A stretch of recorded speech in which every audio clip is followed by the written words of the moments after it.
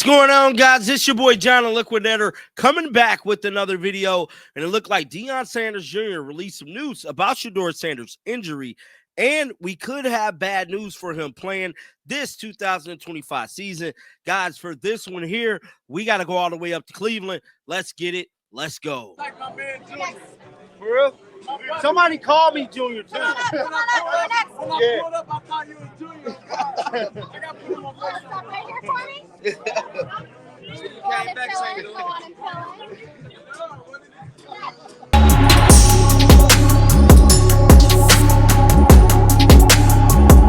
Hope everybody is having a great day today, man, because it looked like more news is coming out of the Shedeur Sanders pipeline in regards to the 2025 season.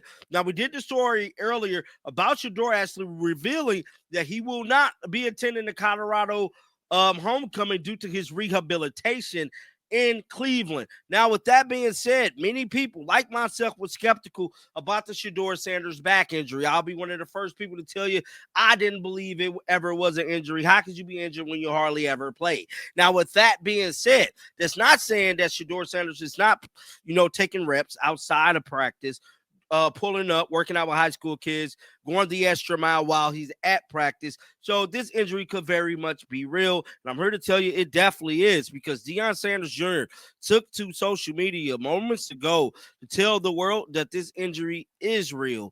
Let's pull it up right now, man. So this, shout out to JK over on Twitter. This is what he stated. I guess the coach said Shedeur wanted to play, but not his back was actually it was getting checked out the whole week last week. Now, with that being said, since, I've been around a little minute, man. And this Shedeur Sanders back injury, if you guys pay attention to him and his career, he actually got injured. See, last time the Colorado Buffaloes, before this past time, played in Utah, Shedeur did not play that game. Shedeur missed that game because of a back injury. Now, I'm not saying this back injury he's dealing with is the same one from college, but it very much could be. Now, Shedeur Sanders was one of the most sacked quarterbacks in all of college football for like a year and a half, bro. But it showed his toughness. He hung in there till he physically couldn't hang in there anymore. Now, I am here to tell you, I hope this is not the case where this back injury he got in college is starting to bother him now, because we know everything he's dealt with now. And speaking of him dealing with things now, there's articles coming out as of right now stating that Shedeur Sanders' time to play could be derailed because of who? Deshaun Watson. Yes, you guys heard me correctly. Deshaun Watson. It says Browns' unexpected QB wrinkle could be bad news for Shedeur Sanders. Much has been made about the Cleveland Browns quarterback situation and the potential of Shedeur Sanders replacing Dylan Gabriel at the start of the second half of the season for the 2-6 squad. However, Ashley Bastock of Cleveland.com could see practice squad Bailey Zapp and Deshaun Watson as complimenting wrinkles in Cleveland Browns' eternally messy quarterback situation. Now, the Browns signed Zappy ahead of the season, and he's been on the practice squad. We all know that.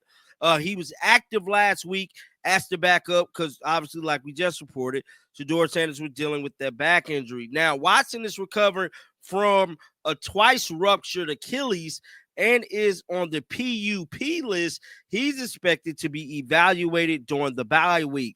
Now, guess what week we in? We're in the bye week. And the Browns will have to make a decision, and on that decision whether or not to open his 21-day window for a return. Goes on to say, I think there is another wrinkle that could be happen. There are two other guys in the room, Bastock stated on 92 The Fan. I know no one wants to have Deshaun Watson conversation, but what if we come back from the bye week and they're talking about opening his practice window? The reality is they didn't shut Deshaun Watson down for the entire season, and that's something I have been pushing for y'all. Deshaun Watson situation could very much be real. It could very much be real, and y'all did not see that screen, did y'all? This is the article I was reading, y'all. My bad. I'll put it up here when I edit the video. But I am here to tell you, man, I was one of the people that had said that Deshaun Watson situation looked spooky. I hate this for Shedeur. Hopefully he pay. You know what I'm saying? Hopefully he play. At the end of the day, we don't know. Now, Mary Kay has been doing her media runs and rounds. Let's listen to But this. how long do you think that Dylan Gabriel still has before they would consider going to Shedeur Sanders?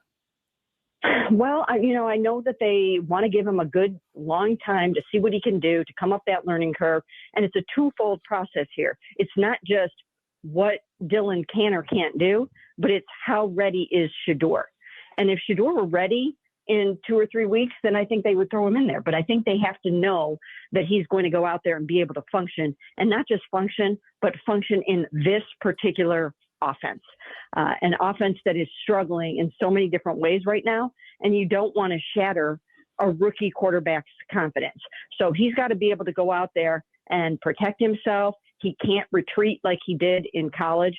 And this is a point I made in the column that I wrote the other day.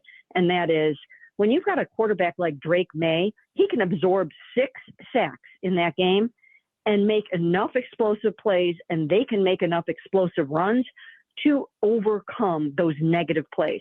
The Browns aren't getting those explosives right now, so you can't put someone out there that is potentially going to get negative plays or, a fair amount of negative plays without knowing that you've got something coming on the other end. So that's part of it. They have to know that he is ready to go out there and that everybody else is ready to support him in the way that he's going to. So that was one of the segments that Mary Kay spoke on today. She was on 92 The Fan speaking on a lot of stuff. It's challenging, and it's this challenging in part because they had a grueling early part of the schedule. Now they're hitting their softer patch in the schedule, but they started out with all of those road games, which they didn't win any of them, 3 road games in a row, and some really, really tough football teams. Now the rest of the way, they have the easiest schedule in the NFL. They have 4 teams that have won either 1 game or won 2 games. So if they had started out with that kind of a schedule, chances are they would probably have maybe at least another victory or 2 right now, and the sky would not be falling. The other part of this is the fact that they looked at this year, as I mentioned, as a retooling year, a restocking year, and they began the foundation. I know you guys have had a little fun with this, but they began the foundation this year of what they hope will become eventually their Super Bowl window roster.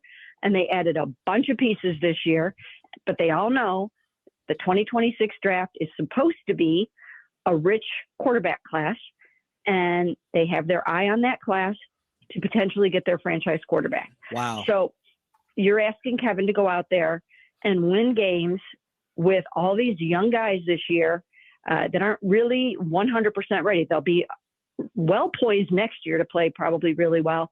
But this year, the offense it's just not really ready. And it does need more pieces as well. So that's where the confidence factor comes in, is the fact that they want these guys to see what they can do once they get their franchise quarterback, probably in the 2026 draft. So that was Mary Kay today, man. I want to know y'all thoughts down in the comment section right now. Keep them bells on. I will be back with another one. And until next time, man, shake the haters off. I'm out of here, bro. Peace out.